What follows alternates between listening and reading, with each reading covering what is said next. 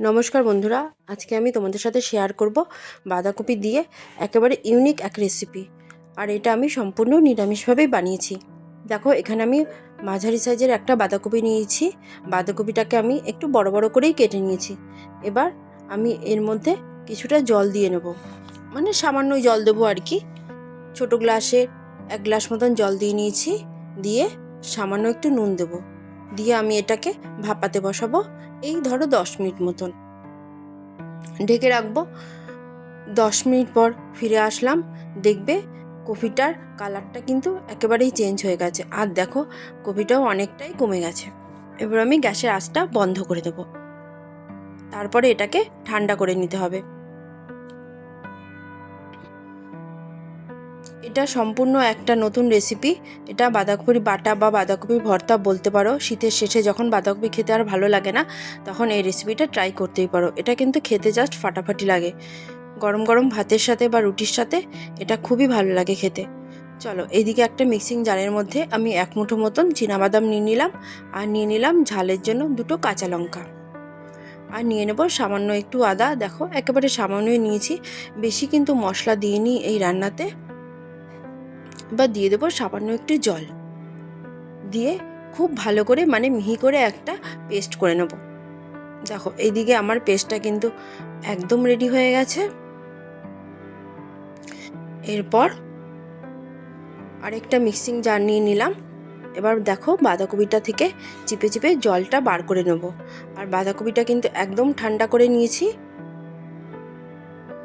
পুরো কফিটাকে আমি এই মিক্সিং জারের মধ্যে নিয়ে খুব ভালো করে পেস্ট করে নেব।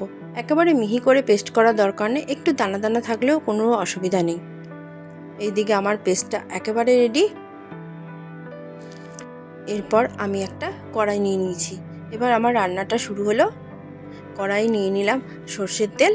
সর্ষের তেলের মধ্যে আমি দিয়ে দিলাম কালো জিরে ফোড়নের জন্য। 1 চামচ মতন কালো জিরে দিয়েছি ফোড়নের জন্য। আর দিয়ে দিয়েছি 3-4টে মতন শুকনো লঙ্কা। আর সর্ষের তেল দিয়েছি আমি 2 টেবিল চামচ মতন। ফোড়নটাকে আমি একটু ভাজা ভাজা করে নেব। ফোড়নটা আমার রেডি হয়ে গেলে এর মধ্যে আমি মশলাটা দিয়ে দেবো। মানে যেই বাদামটা আমি আর কি নিয়েছিলাম, ওই বাদামটার পেস্টটা আমি এর মধ্যে দিয়ে দিলাম। দিয়ে খুব ভালো করে তেলের মধ্যে ভাজতে হবে। গ্যাসের আঁচটা মাঝারি করে আমি বাদামটা কিন্তু তেলের মধ্যে খুব ভালো করে ভেজে নেব। এবার দিয়ে দিলাম হলুদ। 1/2 চামচ মতন আমি হলুদ দিয়েছি। হলুদ দিয়ে খুব ভালো করে নাড়াচাড়া করে নেব। যখন দেখবে তেলটা সেপারেট হতে শুরু করেছে, তখন আমি বাঁধাকপি যেটা বেটে রেখেছিলাম সেটা দিয়ে দিলাম।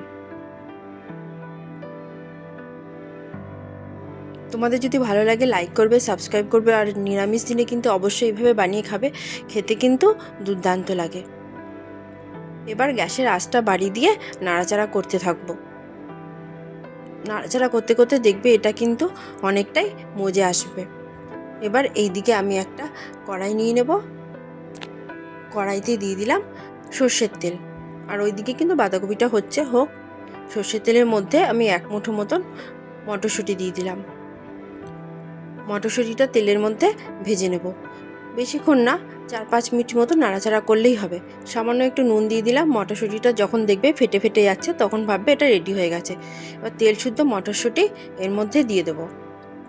দিয়ে একটু নাড়াচাড়া করে নেব। আর দেখো, এটা কিন্তু একেবারে রেডি হয়ে গেছে। যখন দেখবে নিচের দিকটা একটু লেগে লেগে আসছে, একেবারে শুকনো হয়ে গেছে, তখন ভাববে এই বাঁধাকপিটা বাটা একদম রেডি হয়ে গেছে।